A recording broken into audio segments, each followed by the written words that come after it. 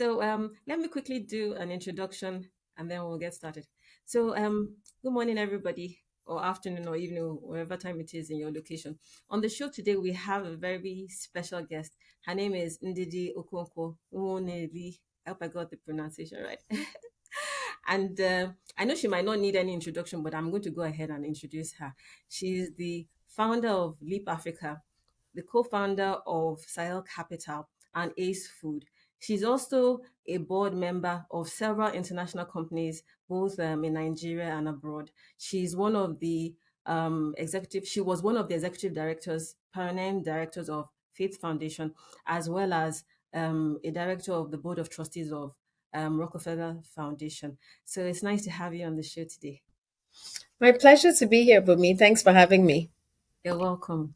So, just to give you a brief idea of what the podcast is about, basically, it's just interviewing people doing what they love for a living. So, I interview people of all walks of life, whether you're an entrepreneur, um, even in paid employment, you could be a speaker, just to give an example, an inspiration to people that are trying to transition or trying to do something out of the norm, something that they can watch, listen to, and be inspired by. And I thought that your life and what you've accomplished so far is really inspiring and will be inspiring to the people that will watch this particular episode. So Thanks so my much. You're welcome. You're welcome. So my first question, I've documented or I've said some of the things that you've achieved, but you've done much more than that. So what I wondered about was your process, as in, do you have one thing that guides your life and all the things that you have eventually endeavored into, or everything happened stage by stage. You started one thing, and it led to another thing, and it led to another thing as your passion grew for different things.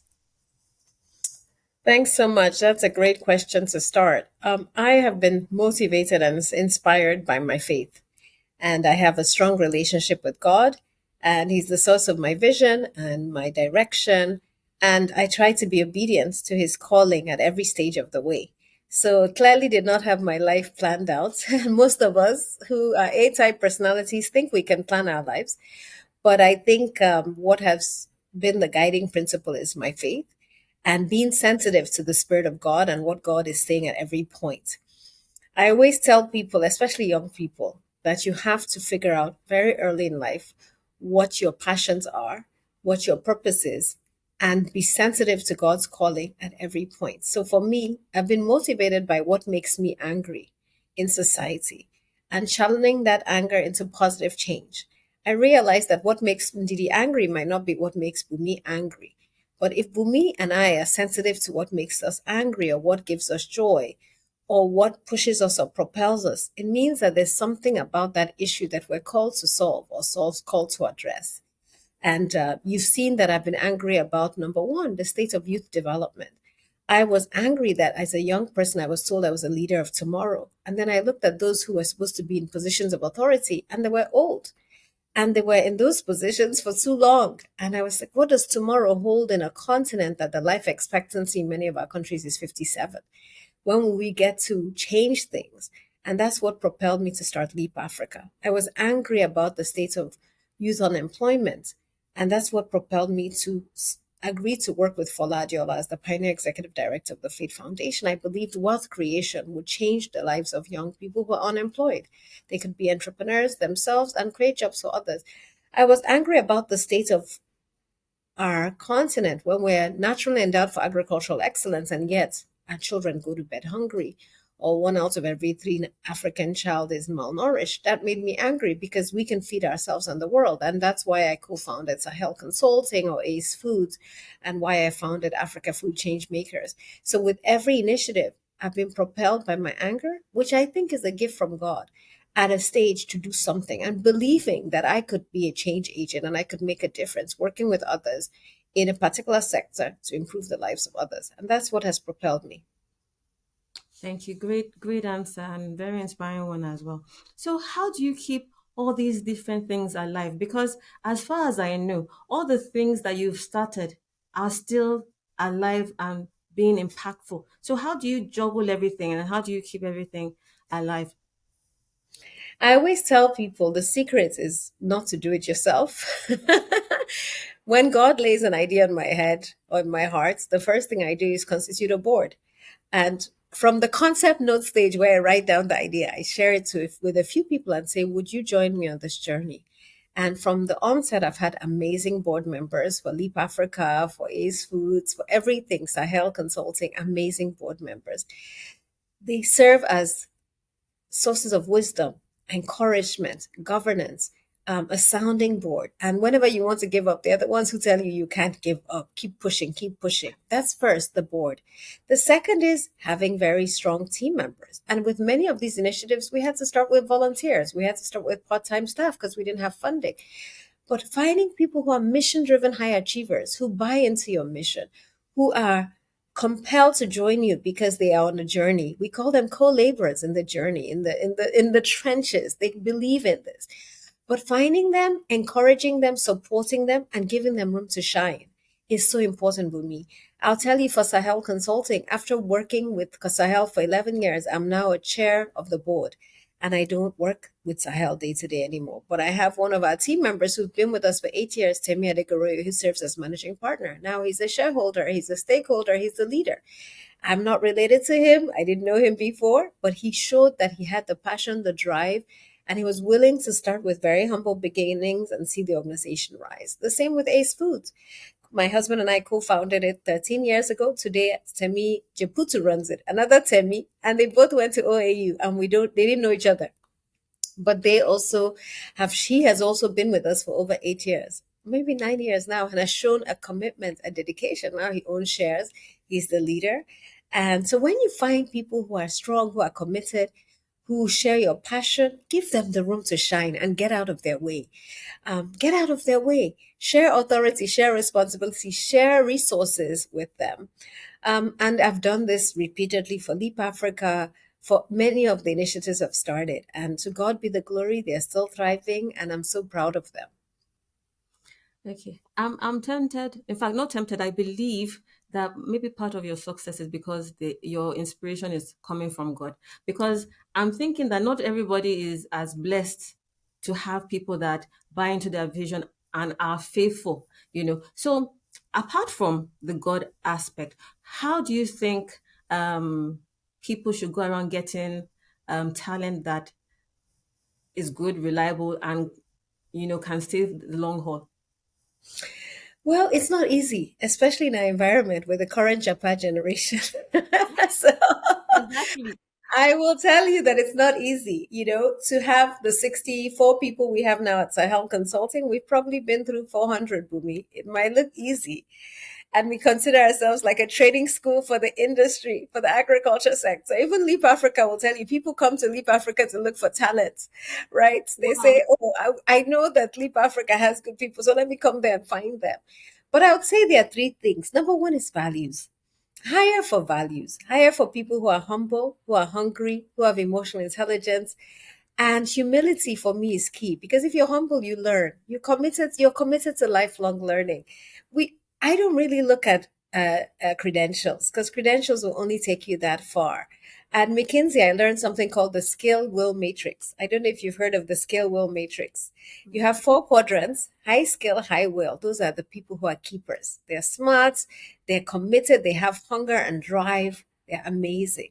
Then you have high wills, low skill, meaning they want to learn, they're hungry, but they don't have the skills. Those people can be trained, they can be supported, they can be encouraged. Now, when you have high skill, low will, those are the arrogant people, right? They think they know everything. They have no desire to work. They just want to collect their paycheck. Get them out immediately.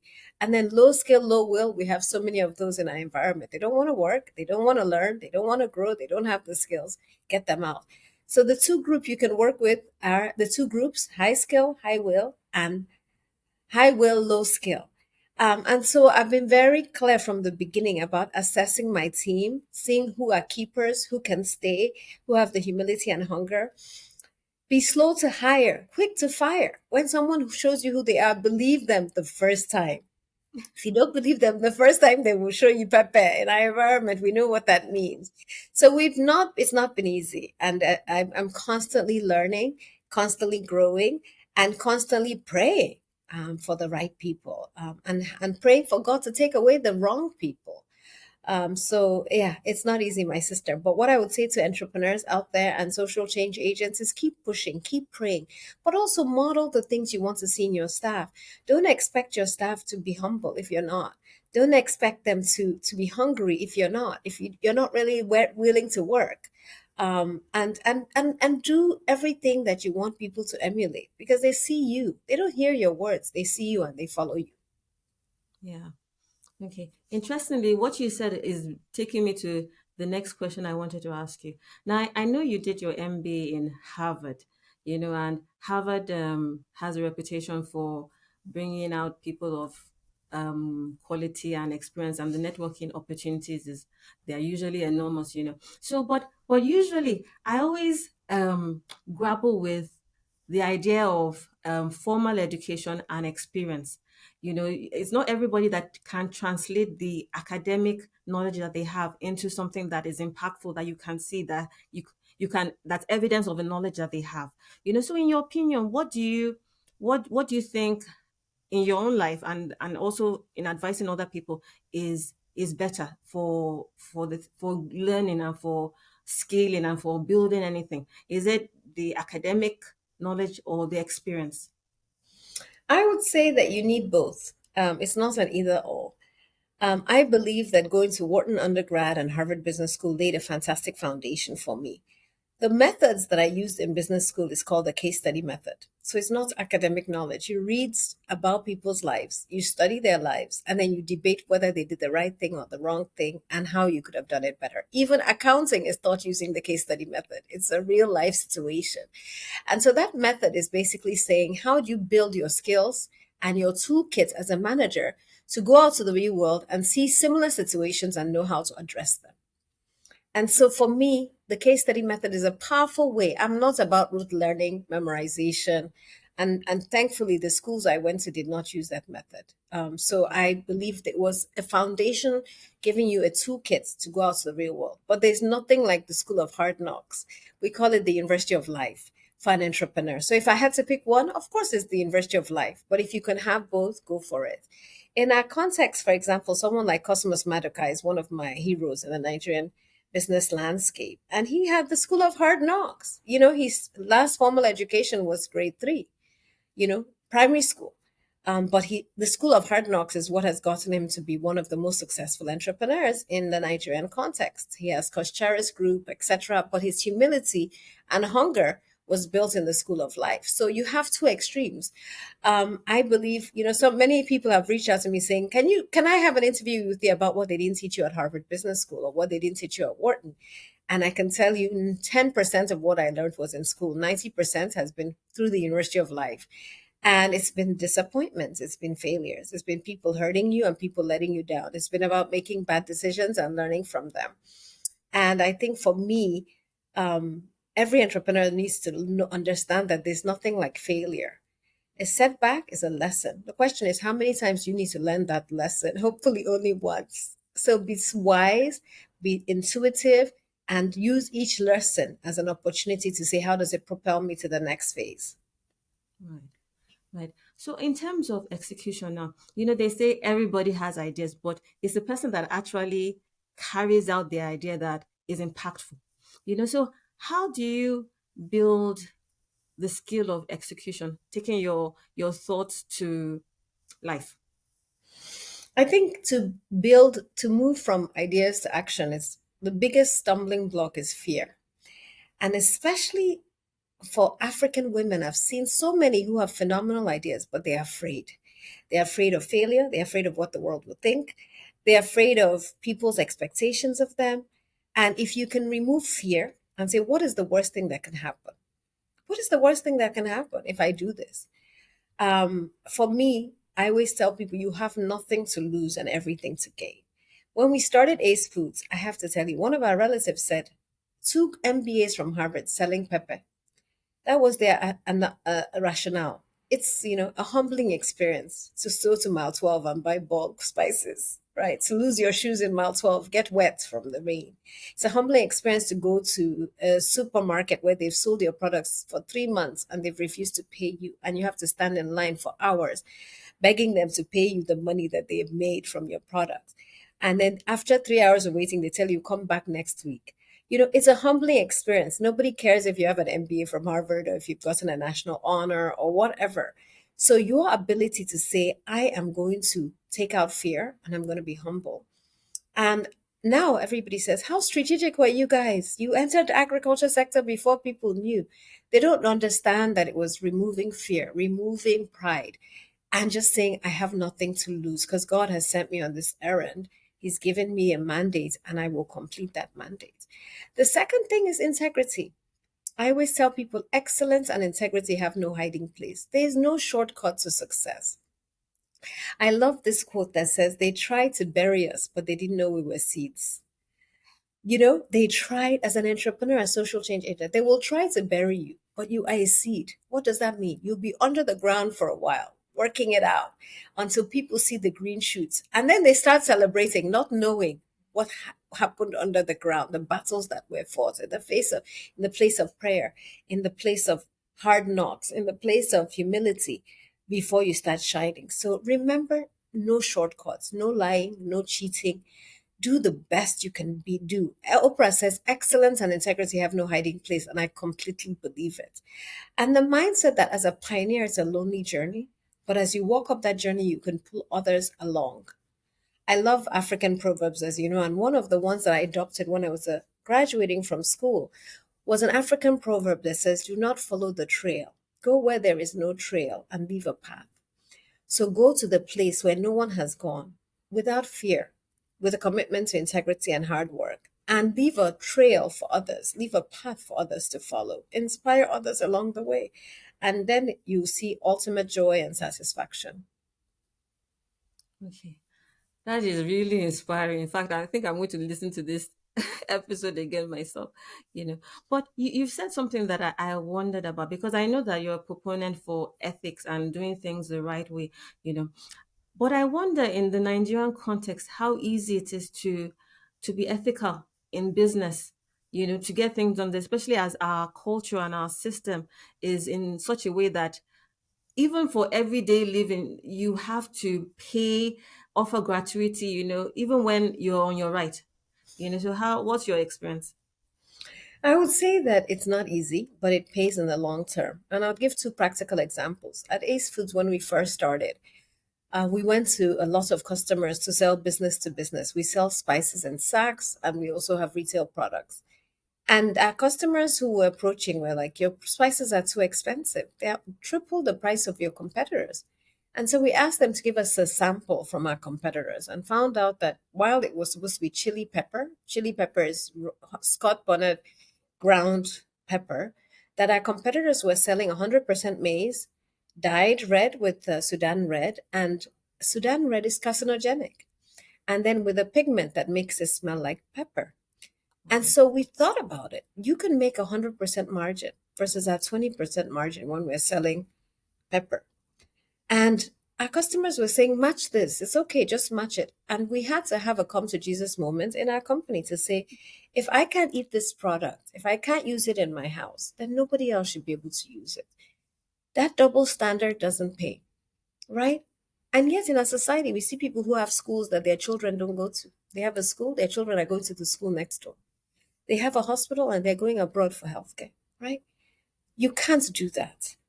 It doesn't pay. So our spices are natural. And when we say they're natural, we mean that we're not killing anybody. And in the beginning, Nigerians preferred imported products because they didn't trust proudly Nigerian products because they considered people would cheat.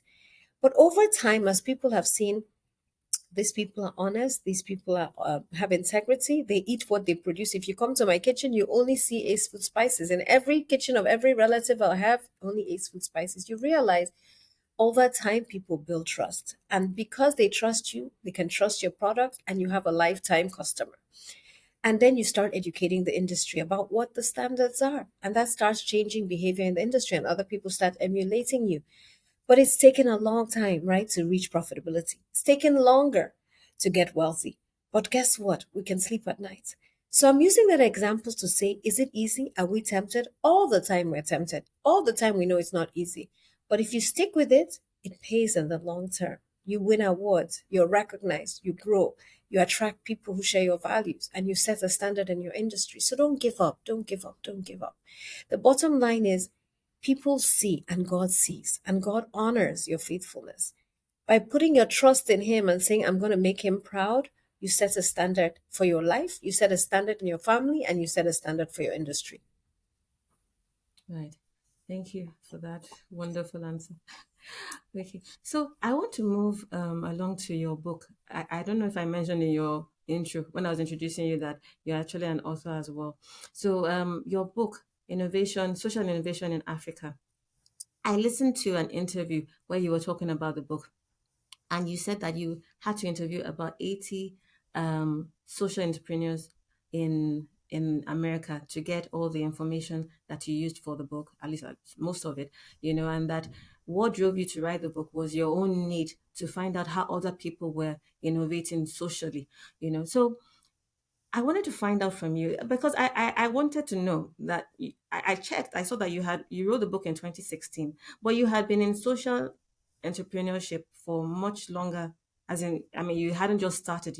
So what were the things that you learned that you didn't know before because you went in depth in interviewing people and investigating as you did? So, Bumi, the first thing I always tell people is we have to write more as Africans.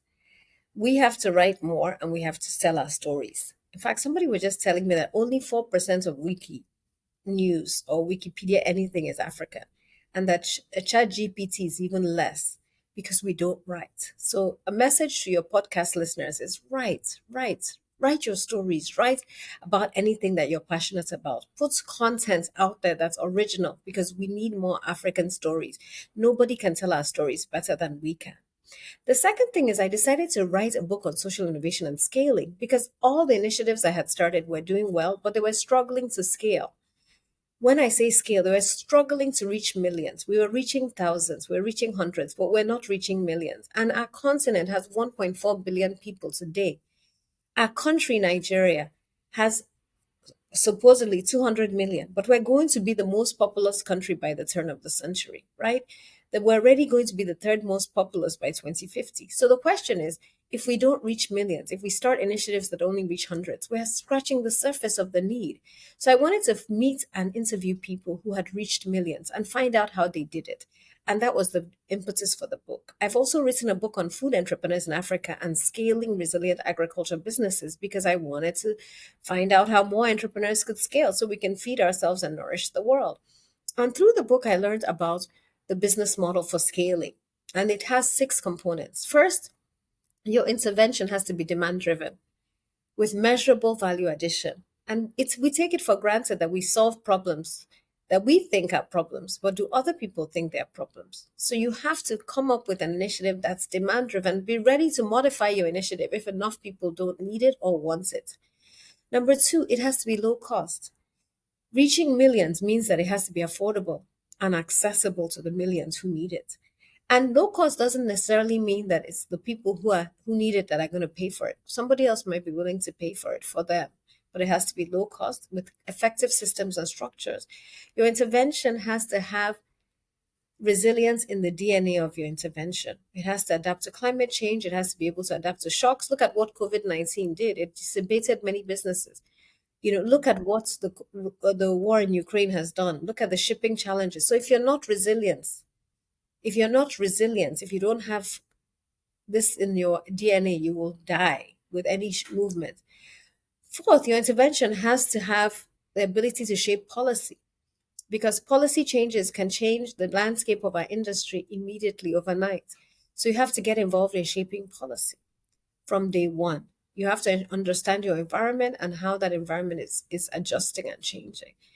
Then it has to definitely be able to tell our stories. Many of us have great initiatives, but we don't know how to tell our stories. We call it branding or packaging or marketing. For me, you know that you have to do that to build something that will outlive you and scale.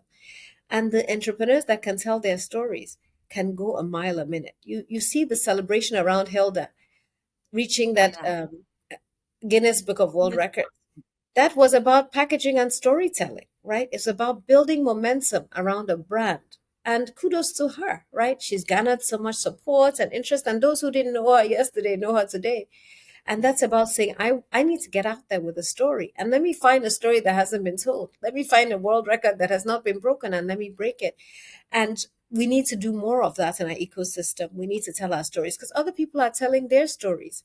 And they're telling their stories 10 times better than we are. And yet we have some of the best stories, but they are hidden under a camera.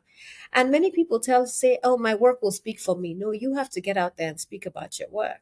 So for me, those were the components and the models that I learned. I learned that there was enough financing out there, so much money, but they don't know where to find the good ideas. The good ideas are not visible. So have governance, have transparency, have accountability, have chapters on financing scaling and chapters on talent for scaling. We've just talked about these mission driven high achievers and how to find them. And in the end of the book, I have 20 pages of resources because so many of our entrepreneurs don't know where the money is. So there's money out there. So 20 pages that just list the resources available for you because I found that many of us were ignorant. So this book is really a toolkit. And trust me, it's not easy writing. It's a labor of love, but I really believe it's important. And Bumi, I'll donate 10 copies to you to give your listeners. So let's arrange on how to pick them up. The Nigerian version is called Reaching Millions with Impact, but it's the same book. Thank you so much. Thank you. You know, what you said made me remember something I wanted to ask you. I've listened to two of your TED Talks, and being a TED Talk speaker is one of the things that I want to do. It's on my bucket list. So I wanted to find out because I know it's competitive, you know. Was it what was the process like in being nominated for you? And was it in order to tell your story that you pursued that avenue? So I have to say that God works in amazing ways. I have actually not competed for a TED Talk. I just got an email saying would like you to give a TED Talk, and the first one was in 2017, and I was asked to come up with some ideas, and I presented three options to the TED community, to the curators of TED, and they selected one, which I did on the power of faith based communities and social change. And it was one of the toughest TED Talks I've ever given.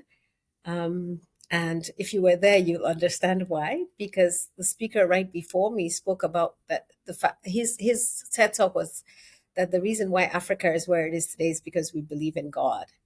And then I was next. And after my TED Talk, the curator of TED actually had us get on stage and have a debate, which has never happened in TED history.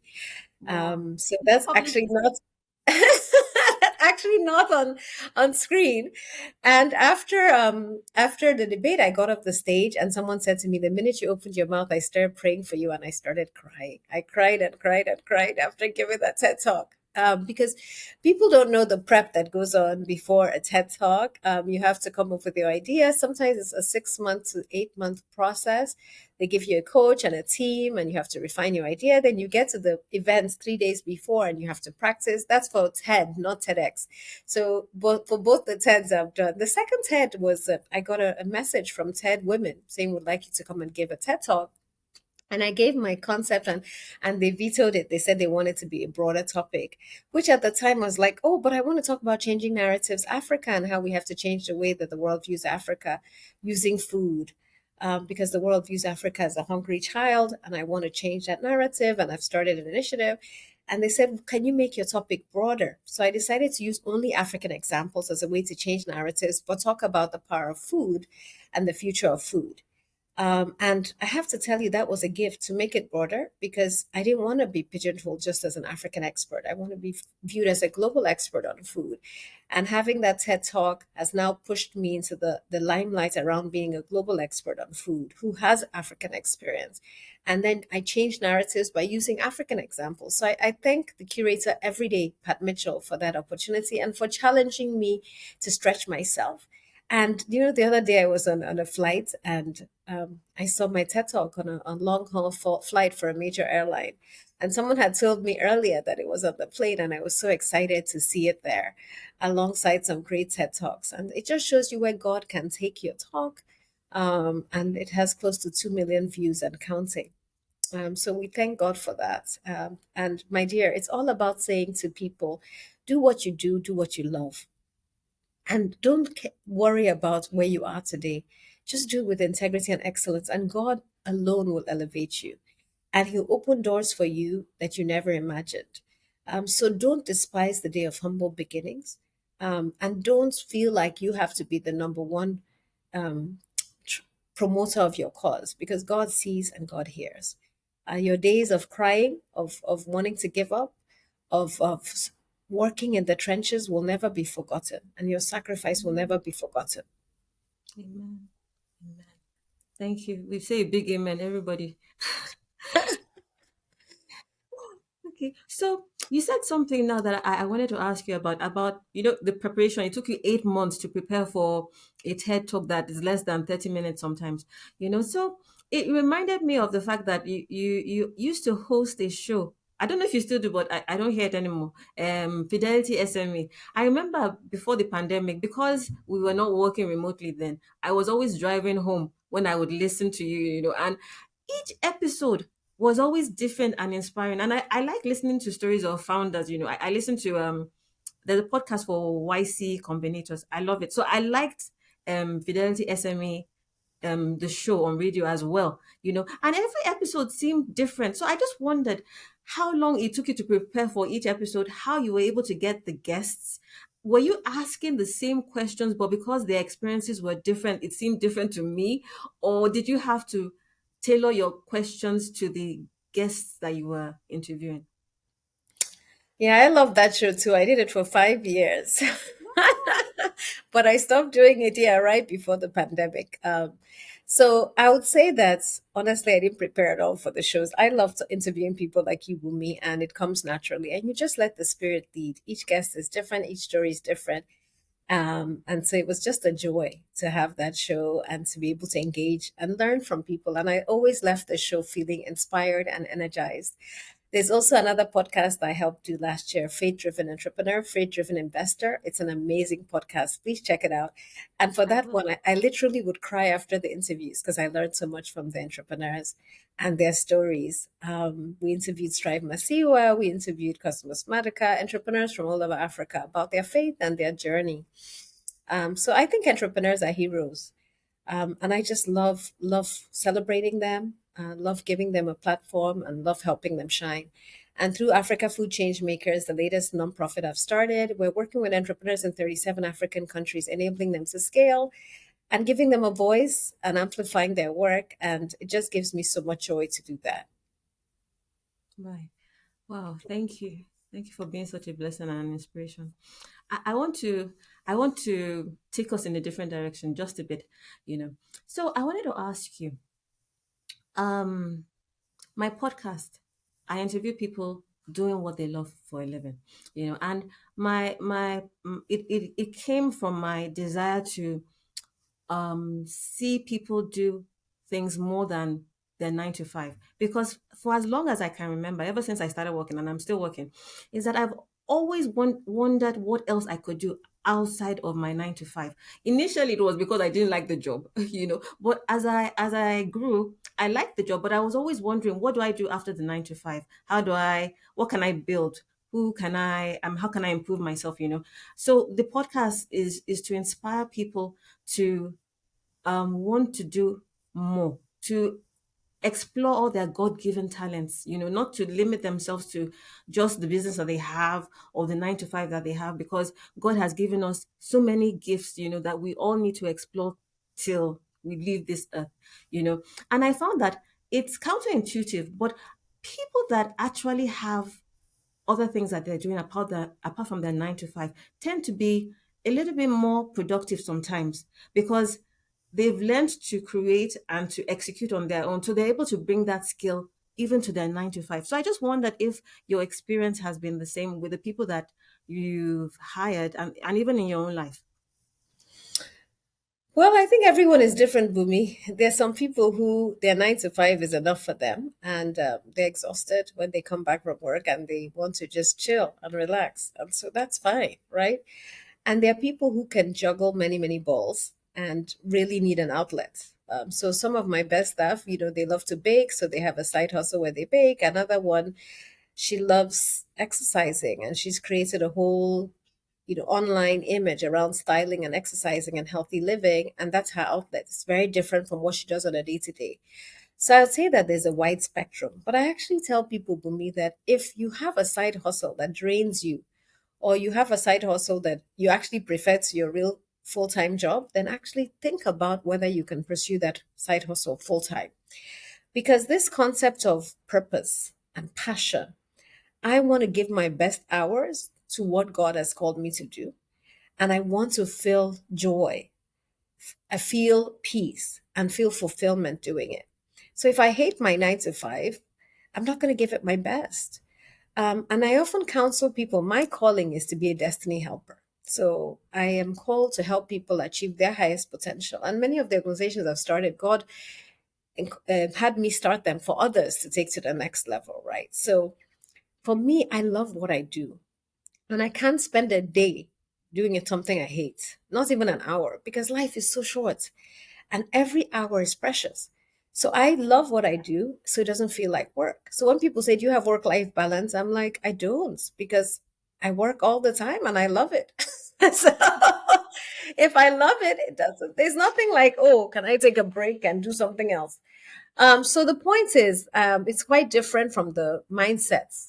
And when I hire people, I actually ask them, what is your side hustle? And if they tell me they have a side hustle they love, I know that they're not going to work with me, because they have to love what they do so much that sometimes it doesn't feel like work. So I believe everyone is different, but please, my advice to anyone listening is find what you love to do. Actively pursue God and saying, God, show me what you've called me to do on this earth that's unique to me, that I'm uniquely called to fulfill, and help me find those streams of income that enable me to do the things that I love and that I'm called to do. And God will open up those streams of income. The Fidelity SME, I didn't look for it. Somebody called me up and said, well, can you do this? And we'll pay you to do it. And I was like, wow, okay, I love to do it. And I'm receiving money doing it. I'll do it. And I couldn't believe it, right? And that's how it is today. My dear, I'm not on anybody's payroll at the moment at all. So I'm not on any of the payrolls of the companies I've started. And I get calls saying, can you do this? Can you do that? And if there are things I love, I'll do them. If there are things I don't love, I won't do them. And that's for me what ultimate satisfaction is that you can choose what you want to do and what you don't want to do because you pursued your passion from an early age. Yeah. Hmm. I'm almost tempted to end the conversation here because that was so insightful. But I'll ask you one more thing. What in your journey in the life that you've lived or that you are living so far, what do you think is one of the most important lessons that you've learned so far and you would want to leave with us? One of the most important lessons I've learned is that you can have it all, but not all at the same time. And somebody told me that at a very early age, because you look at women, you say, oh, she has it all. She has a successful marriage and children, a career. Don't believe the hype. All of that is tough to achieve, and you can't have it all at the same time. So pace yourself. Don't put too much pressure on yourself to be what you think is ideal. Pace yourself and realize that there are times when you're going to be in the trenches. You're going to be really working your butt off and nobody sees. There are times when you're going to be fighting for your children and fighting for your marriage. And there are times when you're going to not even have the marriage or the children. But what you need to keep in mind is that ultimately, if you serve God, you're patient, you're confident that He will see you through, you eventually have what you're looking for. So just pace yourself, my sister and my brother. Pat yourself in the back, celebrate your milestones, and realize that eventually everything will fall into place. It might not look that way today, but it will fall into place. God bless you and God guide you. Wow. It's been a pleasure speaking with you, and I want to thank you so much for taking the time to talk with me, and all my listeners, all the people that will listen to this podcast. Thank you so Thanks much. so much. God bless you. Enjoy the God rest of your bless you. day. Bye. You too. Bye.